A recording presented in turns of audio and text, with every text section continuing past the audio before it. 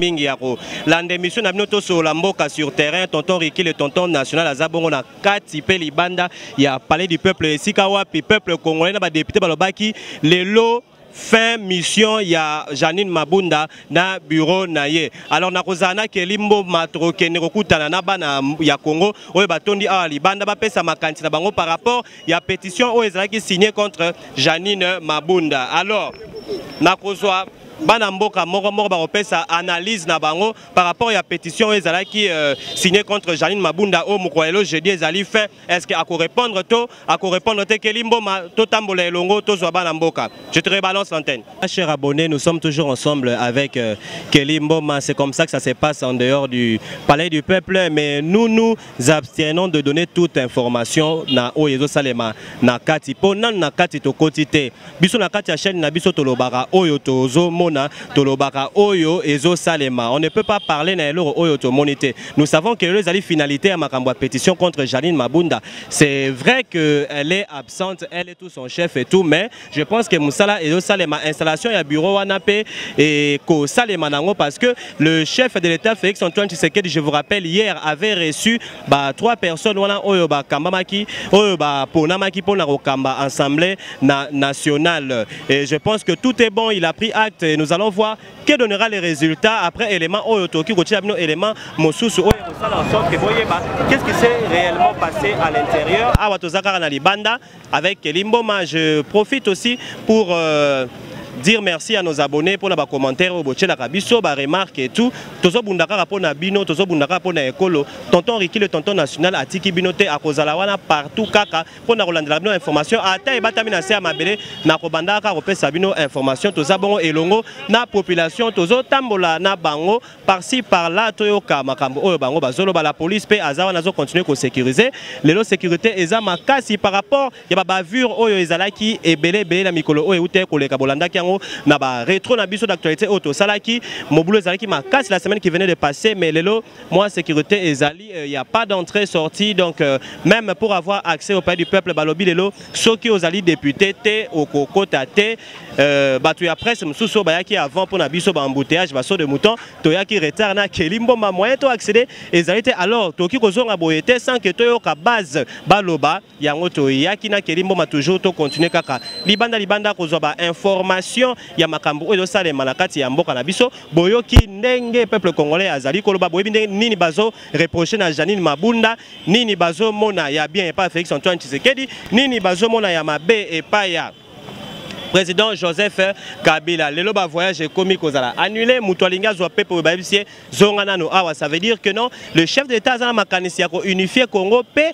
abenga na badongolo misu nyonso na kati ya étendu ya RDC po musala esalama malambo yokine ba pesi bato ya FCC conseil ba ebisi bango que non ba poussa na Fachi azobenga bato nyonso ba sola, c'est le moment. Donc accepter de travailler avec Fachi ou alors Burkina Boloko ou alors soit bozongi na chômage. Je suis là en train de continuer avec Kelimboma. Merci à Mireille Moukeba pour la confiance. Merci à Raïssa Ekoulé qui est abonné à notre chaîne Azolanda Bisso. Merci aussi à Andy Ekoulé, à Kevin Boyard. Nous continuons toujours na mwana mboka oyo na kuti awa libanda ya palais du peuple. Mwana mboka lelo ba congolais na ba député balobi que non pona Janine Mabunda ezali fin mission. Oko pesa conseil nini na bande ko na biso ya FCC o bazolo ba que non ba respecter article 31 T na makambo etali pétition na bango.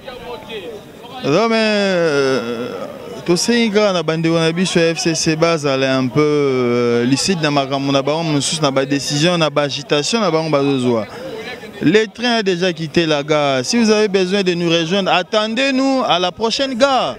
C'est déjà ça. Maintenant, les lots, ou même ils sont conscients qu'ils n'ont pas bien travaillé. Maintenant, qu'est-ce qu'ils veulent que les Congolais fassent d'eux? Est-ce que ces gens du FCC eux-mêmes sont conscients qu'ils n'ont pas bien travaillé, puisqu'ils se disent que non, ils vont se prononcer aussi à la nation. Comme Félix Antoine Tshisekedi a parlé à la nation, il paraît que l'ancien président s'y va s'adresser à la nation. Mais je me pose la question, quelle nation? Mais lui, d'abord, l'ancien président Joseph Kabila, il va se prononcer à la nation avec quelle autorisation? De quel peuple parle-t-il? Mais ce n'est pas normal. Ça, ce sont des choses qui font rire les vaches. Vous voyez? Ça nous fait énormément rire et puis ce sont des bêtises que nous ne pouvons plus supporter. Voilà. Et en ce qui concerne l'union sacrée, qu'est-ce que le peuple congolais peut s'attendre de l'union sacrée? Qui peuvent se retrouver dans l'union sacrée selon vous? Là, mais nous n'avons pas besoin seulement de figurants.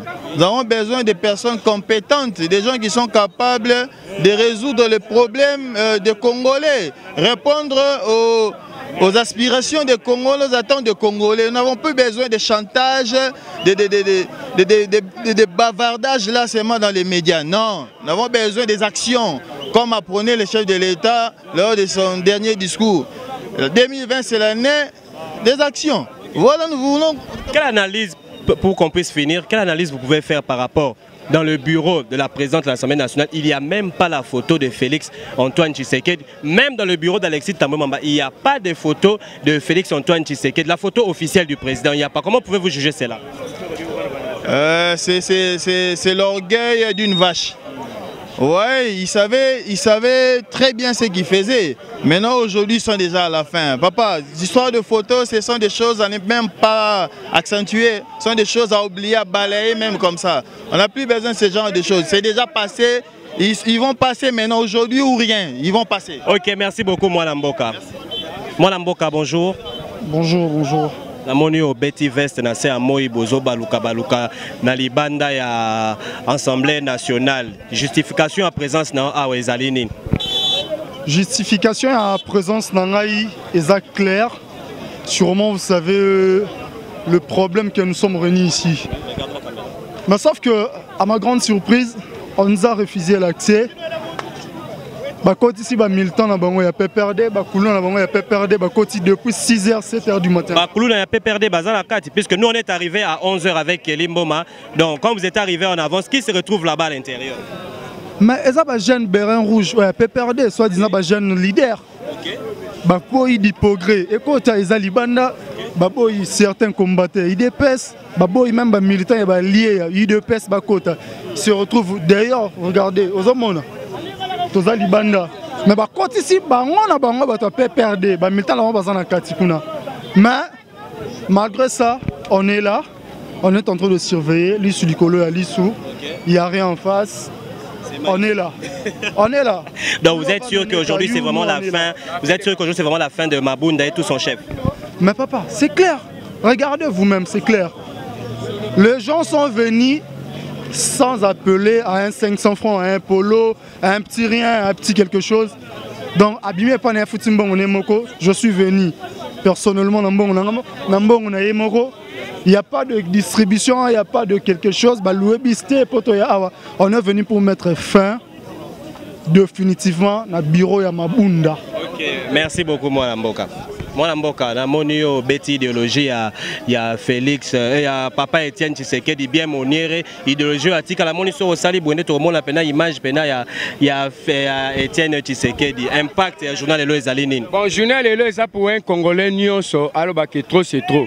Nous n'allons pas continuer à vivre sous l'ordre de une autorité immorale. Non, nous n'allons pas continuer. Une autorité immorale. Okay. Oui, oui. Parce que c'est un monsieur, Oyo Azuba professeur. Derrière lui, il y a des professeurs, des enseignants, tout. Mais nous, il nous a dessus.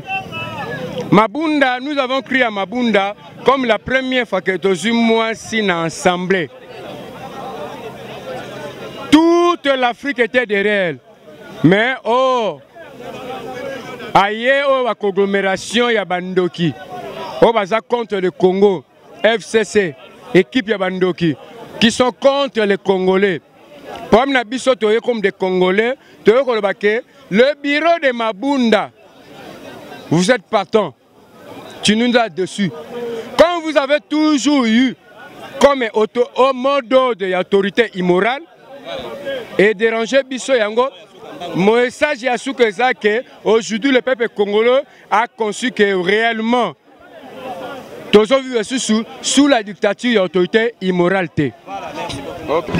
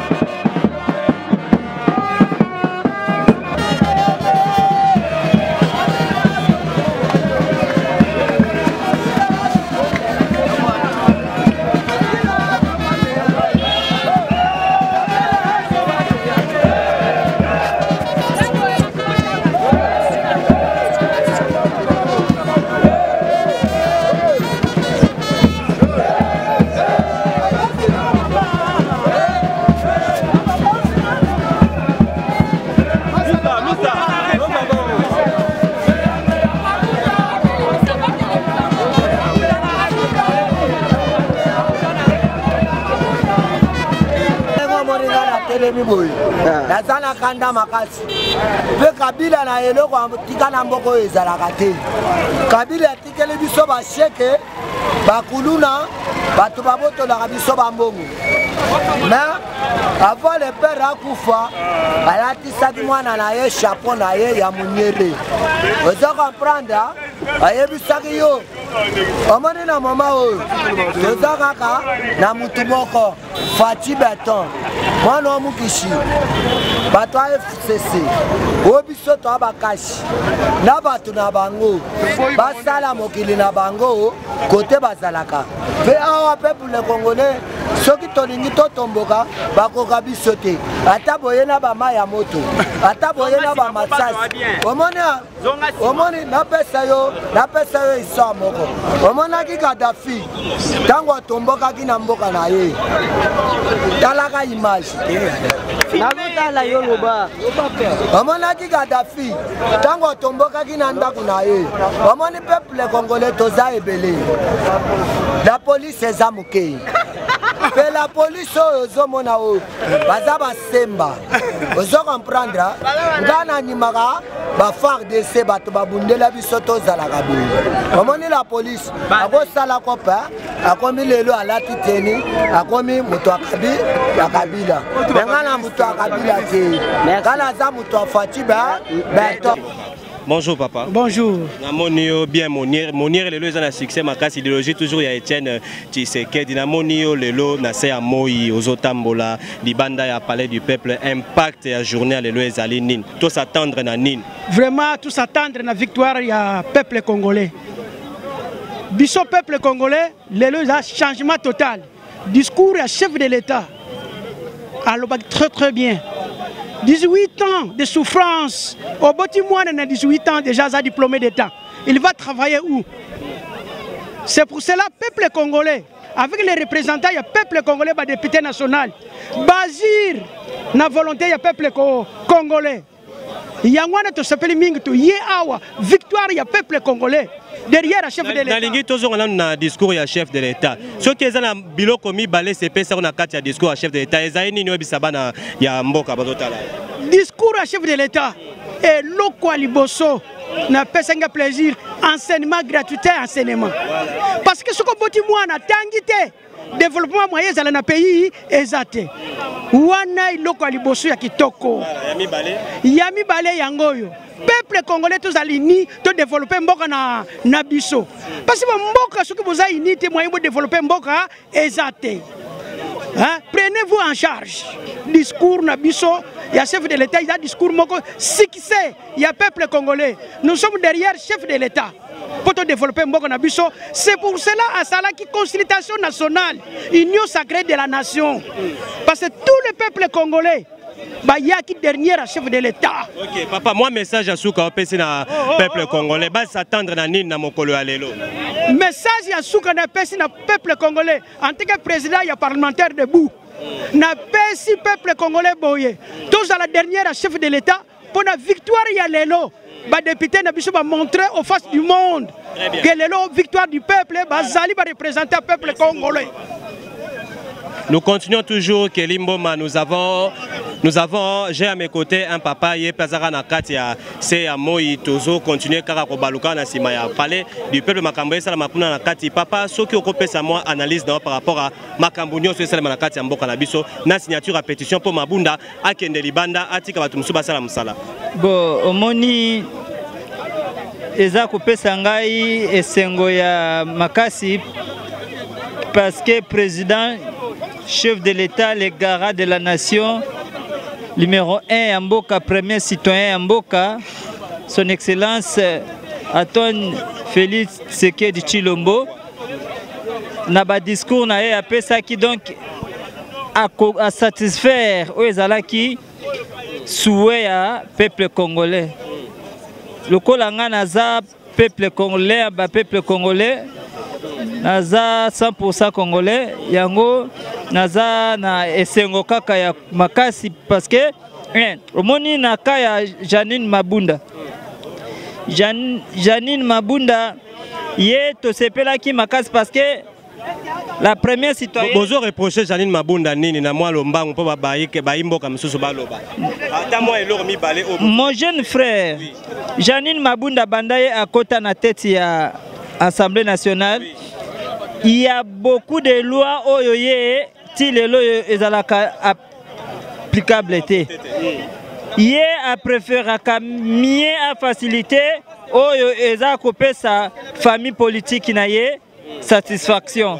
Mais pour le peuple terrain, le peuple congolais Mobimba, Janine Mabunda a respecté Kayangote. C'est la raison pour laquelle Nzambe Lokola Ayokaka Mabonde li a peuple congolais. Yango ba président, ba conscience, ba député plutôt, ba conscience et que non ba monique a té. Voilà, merci beaucoup. Moi, Mboka Keli, on continue toujours. Bisoto Sala Moussa, Libanda, Nakati Kuna Moussa, ils continuent au Salé Mato. Éviter si ça va finir à quelle heure, ce qui décision et cause à la Nengani, mais le peuple congolais a la conviction qu'aujourd'hui, le bureau de Janine Mabunda va tomber. Et Moutumorote Arotika, la Kosala, Moussala, Nakati, il y a bureau Yango. Alors nous sommes toujours dans Libanda, il y a Palais du Peuple. Bazo continue toujours Koloba ndeko nakuta inayo awa impact ya mokolo lelo pona yo ezanine.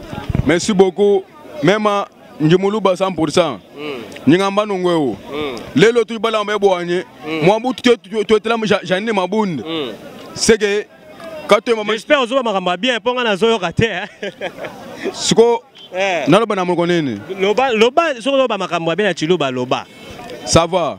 Ningamba nongweo. OK. Tujibala mwabebo anye tumanye journée wa lelo.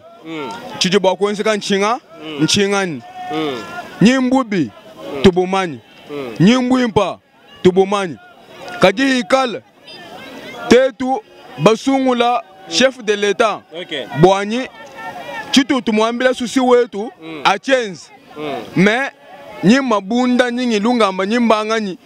Bajin continue kwenza marera to biti susi wa peuple là chef de l'état ka momani to bajin continue habiter te mabi manya to mais message à suko repesa ina population congolaise o nyonso bae awa na ba o bazotela biso na ba TV na ba internet repesa un message par rapport ya mokolo ya lelo ça va c'est pour baimbo comme ça c'est baloba jitu kuja lelo message ani filanga nungweo mo ngambela ni peuple yonso egala ni lotolo tetu bonso tukela hani ma chef de l'état Félix Antoine Tshisekedi Tshilombo bwani chonsi ju tuambile tetu tu Tshilonda kaji kala bwani tetu kote na bakolonchi chef de l'état wa mbato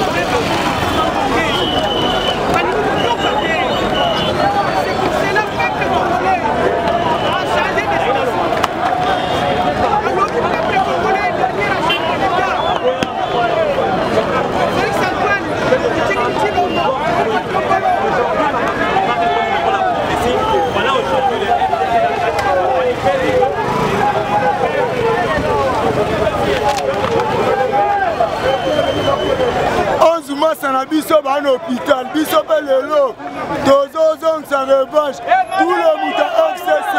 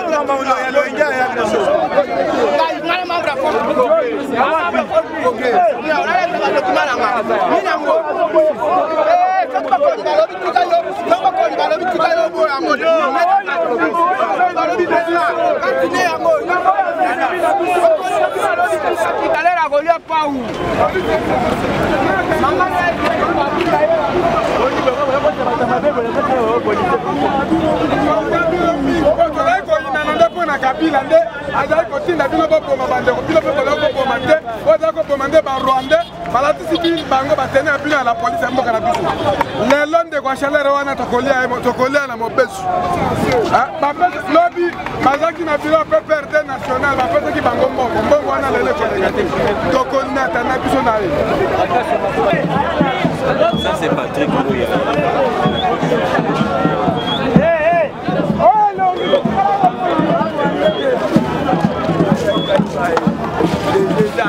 Depuis d'aller là-bas, il va filmer.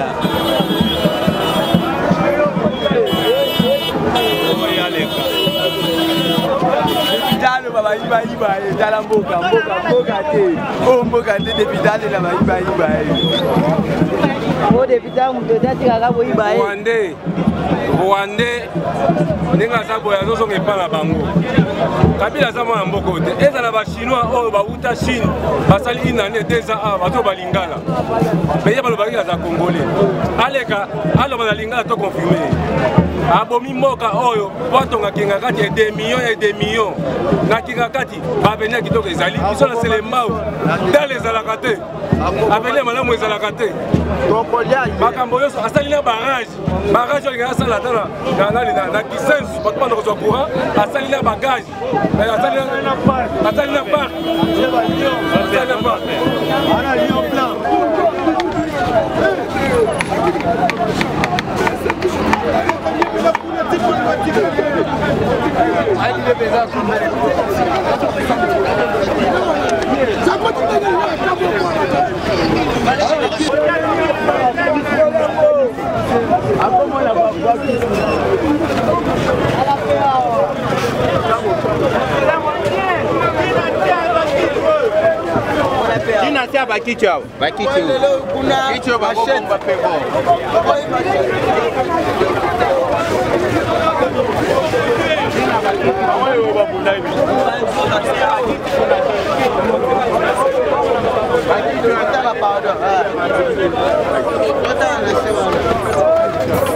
Voilà, chers abonnés, le travail continue. Nous avons toujours la réalisation. coordinateur Nangai Kelly Mboma avec qui tu continues au Msala à Libanda à Palais du Peuple la Kati Moussa au Salma Libanda pe Moussa au Salma na Kutaina de Konabiso internet de Bitakuira de l'IDPS pour APS la biso impact à Mokolo lelo. Merci beaucoup. Bande ko ebele bozo landangai bolandanga malam. Bamba mabe toyebisi bango lelo a toye eza mama na histoire na Congo ereza ya liboso oyo ke bakwesi bureau ya mabunda siko ndenge ni bato baotuna informateur akwe kaka soki bureau ekoyi lelo premier ministre asali déclaration démissionné ntango azo démissionné président nommé informateur qu'on nommé informateur masolo esalama net film yango wana azoyesa badepute ndenge boobimisa bureau bongo tosenga président bosenge session ordinaire pour la session on a beaucoup de congé informateur a kende luka majorité parlementaire quand il y a majorité on va faire la vie au gouvernement oh plus ce qui gouvernement zamingi 225 ministres et dans la 4 ande et pour tous de la bureau oh ne to recepela na bango ensemble to préparer marche ya munene na bureau ensemble na bango mais tous dans la biso calme agitation ezalate mupepe nyoso inyo sacré e na mupepe na ye o nyoso roya akutana mupepe na akutana biso ya toloba lumbe moite liste likola liste côté la police ça musala je suis avec l'internet de l'IDPS, RFI de l'IDPS. Narotika Yemoro APC là. Voilà le message qu'il est en train de passer. In God we trust. In God we trust. En Dieu nous croyons, en Dieu nous espérons. Quelle que soit la durée de la nuit, le soleil apparaîtra. Prophète ghanéen Moko, pasteur ghanéen, Ayarape un jour, président prêtera serment. Tanga, ensemble la président, pour président Mikolo a remis Fachi Volcan, Fachi Soleil.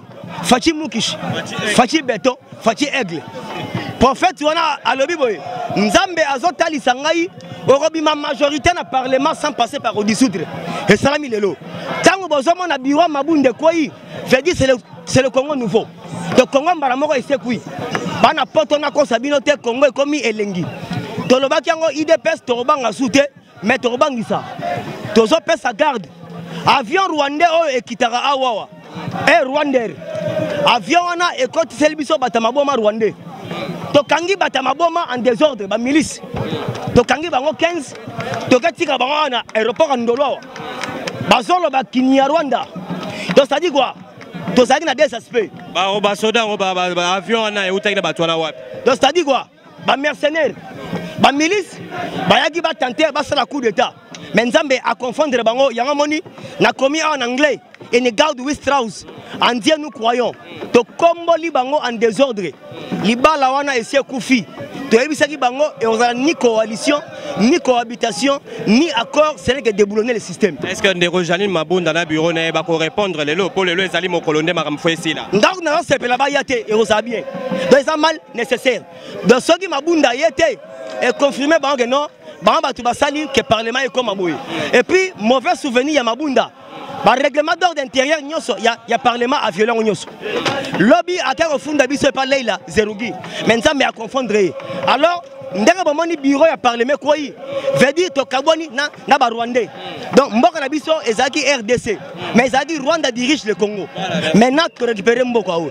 Plus 243 97 20 44 237 plus 243 97 20 44 237 internet de l'IDPS satellite. Merci beaucoup internet. Kelimbo nous continuons toujours à moi na mboka mususu alati kitoko abeti veste ko assister na makambo zo le kamokolo alelo ndeko oyero luka nini oyero tala nini ozo observer nini ndeko tout d'abord na question mote. OK, awa toye ko assister ko accompagner ba député na biso. Bao baye po balongola Madame Mabunda na bureau na yenyo songobimba. Nde loko toye ko sala awa po to accompagner bango baye ba ko sala musala o kitoko o ezana soutien à peuple congolais nyo songobimba. Nazakanga moko te otali libanda toze belé. To yaki pona ko accompagner ba député na biso. Ba oyo bazo sala pour le changement. Ba o bazo sala pour peuple congolais ACP là. Pour peuple congolais alungwa na boumbu alungwa na Boumo Kabila kangaki bango banda 18 ans. Yango nde toye lelo po Madame Mabunda akende ba examiner pétition na ye aye bana kokende. Mais bazo signaler biso ke na kati kuna baza ba Rwandais misatu. Jeannette Kabila na Nemi Mwilanya na la mère Mende. Ba corrupteur minene ba miyibi. Ba ye po ba la corruption na kati po ba ye ba ko bazo ça la corruption sur terrain. Bazo ça la sur terrain ko. Mais ko simbate. Ba député so basi batimeli basi ba moyi balunga epa na bango ce qui mandat est silendeko il faut aller kotika ce qui loko ezo simba lisusu te tika yango ndeko yango nazo profiter na micro na pona ibisa peuple congolais boy nazo bengisa bino dimanche boya na fikino liste ya mokonzi monoko ya mokonzi honorable Peter Kazadi na heure ya 14h aza na meeting ya vérité po ya koyebisa bino vérité ya ba enjeu de l'air ezoleka boya ebele honorable Peter akoyebisa bino o ezokoka. Merci beaucoup Mwana Mboka. Mwana Mboka la monio awa bien moniere na okaka ko kumbela idéologie ya papa Félix papa Etienne Tshisekedi et lorni sali ke botia Janine Mabunda libanda. Pe bozo soutenir yango pona nini? Merci ndeko journaliste. Ngana zolo ba makambo ebele na zo rappeler bato ebele. Ndenge sali awa. Eloko tozo tia mama Janine Mabunda libanda. Mama wana za na respecté ya ba mama na mboko. Personne n'a respecté le peuple congolais. Est-ce que maman, place yo sali, yo servi autorité morale. Pour servir nation, aux autres travailler une autorité morale. Oh déjà mandat na ye pouvoir et c'est ça. Nde autorité morale. Autorité morale c'est Kabila. Oh tobengi Hippolyte Kanambe Kazembere, moi Marceline, il y a papa Christopher. Il n'est pas si vivant. Il y a un tozolo banoboy. Maman Janine Mabunda. Oyoki Sibiso son. Deuxième personnalité à Mokoyo. Il y a bon maman. On a dirigé l'institution et Salio. Mais Natango ya Mobutu. Maman dirige quitté. Natango ya Joseph Kabila. On dirige quitté. Mais Fatih Beto yena boma wana atali alobi non oya za mama ba Melissa biso libele mama oya bokola kabiso comme maman Marthe mais après si yo poste muneno yo mama ozobeta kara peli susu na yebisa yo Madame Janine Mabunda pe bato FCC boyeba ke peuple azali majorité koleka bino ozolanda ngo bino bato boyaki pa na biso Totinda bino na palais du peuple. Ozolandango. Mais biso tozali majorité kolanda bino. Mais c'est Kabila. Merci Mwana Mboka, merci message d'ailleurs Seleki. Merci Ndekola Monio. Oye a ndimi kotele mala moi. Lati chemise na yo manche longue mais ozozika na kati ya moi. Ozoko soutenir nini. Vraiment eloko ezaka moko toyeli awa. Tozana posé à bureau wane kende. Bureau Mabunda ba incompétent ba incompétente. Donc bandeko bazoko ko sepelisa peuple te. Biso neto voter ka bango. Lelo bazo pesa biso souffrance lokola ba député tenga na koloba boye. Bato ba voter ka Mabunda. Soka ina province na bino bo benga na ye. Bo bete même mabanga. Ata responsable te. Na koloba boye na mukuse te. Banda koloba ete biso majorité. Biso PPRD FCC tous la majorité parlementaire. Le monani était baza bato lukuta. Ba bato koloba bo soloté. Aujourd'hui ba monani était baza minoritaire, baza mukie. Et lelo vraiment na sepe na ba député nyonso oyo ba voter pour na bureau Mabunda kuya. Na pesi bango longonia. Balingi peuple na bango ya avancer. Ça prouve que bazana souci ya mboka est développé. Bandeko wana bakenda kalibanda mboka. Ba mona ba mboka musundenge ezalaka. Mais vraiment courage. Merci beaucoup. Merci beaucoup, Mwana Mboka. Les peuples, vous voyez, il y a tout âge confondu. Mikolo, Bana, Jeune, Bazali, Awa, Bazopé, ça va impressionner par rapport à Mokolo, Alelo, Oyo, Ezali. Fin, il y a travail, il y a Ndeko Janine, Mabunda, la Koutaïna, Ndeko Moisi, Pena, c'est à Moi, Aye, Awa, Nakati, à Paye du peuple, maman, oso soutenir Nini, Memio, Awa, Nakati, à Libanda, à Paye du peuple. Tu as soutenu chef de l'État, au Seigneur, merci. Ndenge to faire tomber Mabundi, un étranger mon boye. To kaisa ki to pesi Mabunda Mabundi.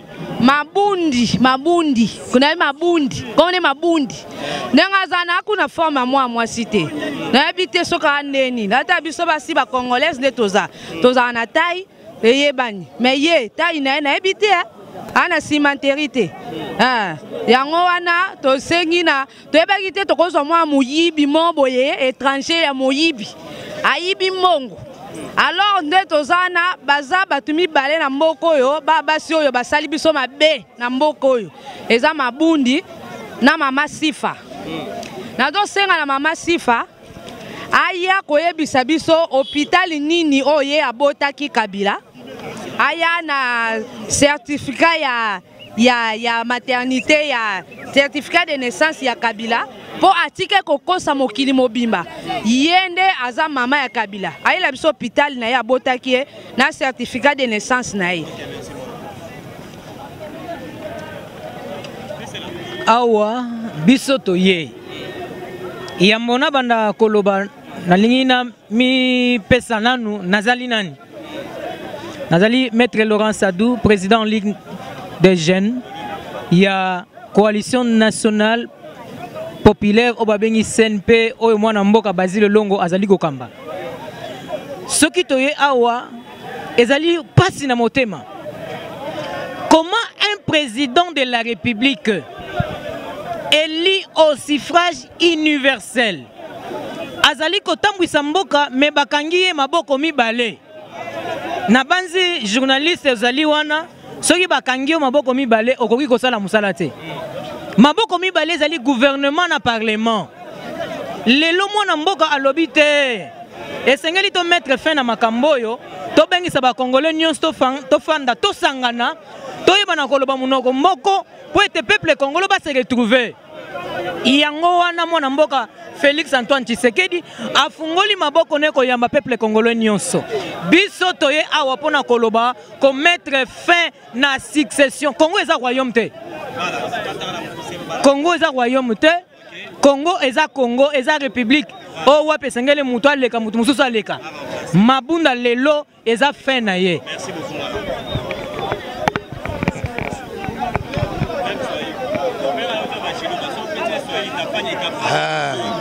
Niko moja wa bakongole. Niko moja wa bakongole tunakuya hapa kumsoutenir chef de l'État mu vision yake. Hapa tuko kabila yote ya kuchangana. Chef de l'État akufukuze muntu asikuchague muntu wa kabila ikwe lugha, asikuchague muntu hapana. Hivi tuko hapa Mabunda anabeba Assemblée nationale. Sa kitu yake bali muzala nake kwa mama yake. Shimuchamba hapana. Kwenye alitokea sikujua kama alikuwa na Sena mposh, mama yake anamuzala na Sena mkuposh. Ba sénateur banapita kama ni Sena kama ni Assemblée nationale, excusez-moi le terme. Assemblée nationale ilikuwa sa kitu yake alitia kuposh, ndio azutumikisha vile anapashwa. Lazima leo kazi yake inaisha. Leo hapa sheba Kongole yote tunaitana hapa tuone mwisho wa Mabunda ende. Bakabilise bote, Kabila ashapata franga yake na banduku yake bote. Kaka mimi nataka hivi. Nataka weye mtoto wa Kongo upase message moya na benye FCC. Na benye beko na tafuta nani beko na comment on dit? Na benye beko nyuma ya Joseph Kabila. Message kani unabanipa na jua ba événement hii. Merci beaucoup. Sijue kama bale batu banakuwa na batoto kunyumba. Kwa lakini wewe uko natumika beko nasema natumika mzuri pendant 18 au 21 au banafanya. Sasa sheba Kongole tunatoka hivi juu ya nini? Inapasha bakwe na aya kama mtoto yake ule eko nenda kwa masomo. Papa, tu as dirigé pendant 18 ans et pourquoi toutes les personnes là sont en train de protester contre vous? Atamujibu mtoto yake nini? On avait le régime passé ville morte, Mende passe à la télé pour dire aux gens ah ville il quoi échec du ya opposition alors que chaque Congolais a sema matransport ilikuwa napita vide. Hiyo nafamba va et vient vide. Si jue kama mtu mwenye anampachaka Mende confiance, anampachaka Obemina ko confiance, anampachaka kama ni bote benye balifanya ku FCC. na benye balikuwa mu opposition ça ba José Makila ba Steve Mbikai balikuwa na kombana na chez na bato hapa chez toko nyuma peuple sasa leo peuple ayo yi ku balabala batetwambia tena nini beko nataka mu bloquer Fachi atumike na idée yake anakuwa na mzuri. Merci beaucoup. Merci beaucoup. Kelimbo manazo mwana sima na yo bache na habite na benga ngo banderole na moni bache faute côté à Janine Mabunda, ça veut dire que c'est fini aujourd'hui pour Janine Mabunda, c'est fini pour aujourd'hui. Batunyo so maman fandi les bandes fandi na c'est tout le monde se sont mis par terre pour na rolobakeno. Aujourd'hui, c'est la fin de Janine Mabunda. Botala ba maman ndenge bazoloba, botala ba maman.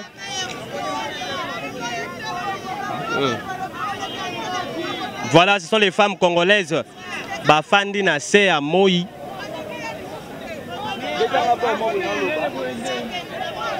Pour la rose la sort, il y a Janine Mabunda.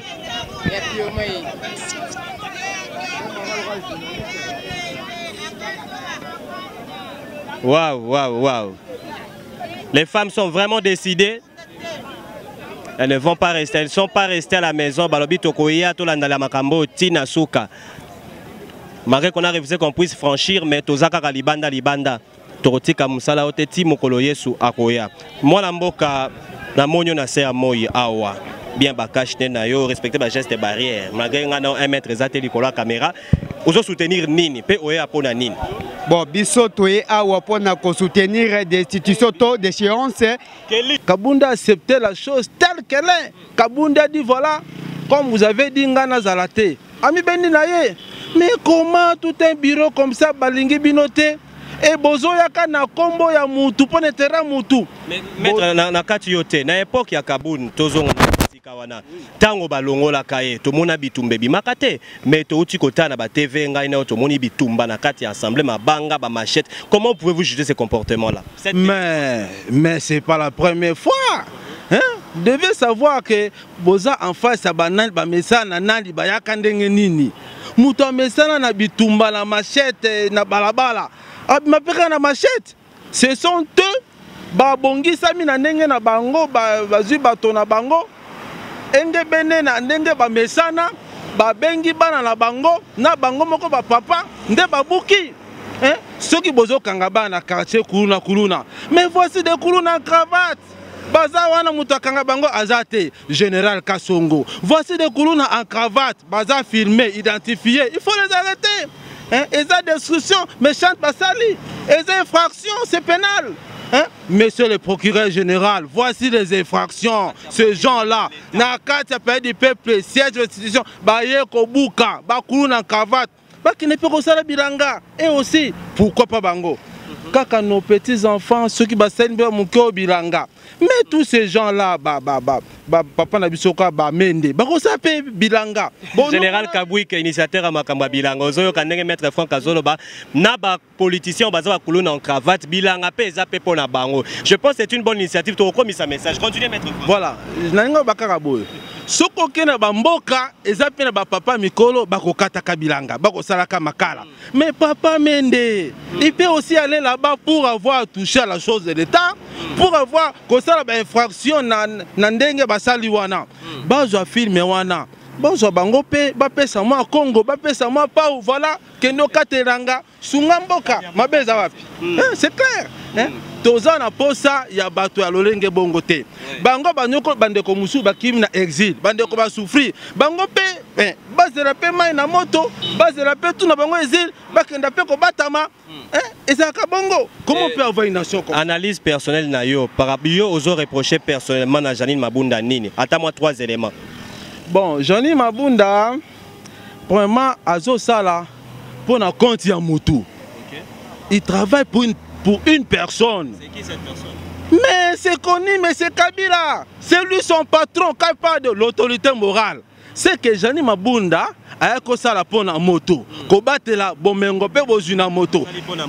Voilà. Secondo, excusez-moi, naza ko toucher na être na été mais azo ko mérité Azo ko mérité, elle pèse même pas na kata kitwana. Azo pesé pourquoi? Parce que ceux qui ont allié, bon motonaye, bon alisinaye. eza na pesant d'or te bapesa mabunda afanda na kiti akonzaka bakonzi. Troisième élément, maître Franck, pour conclure. Troisième élément pour conclure, je suis clair na message na ngai.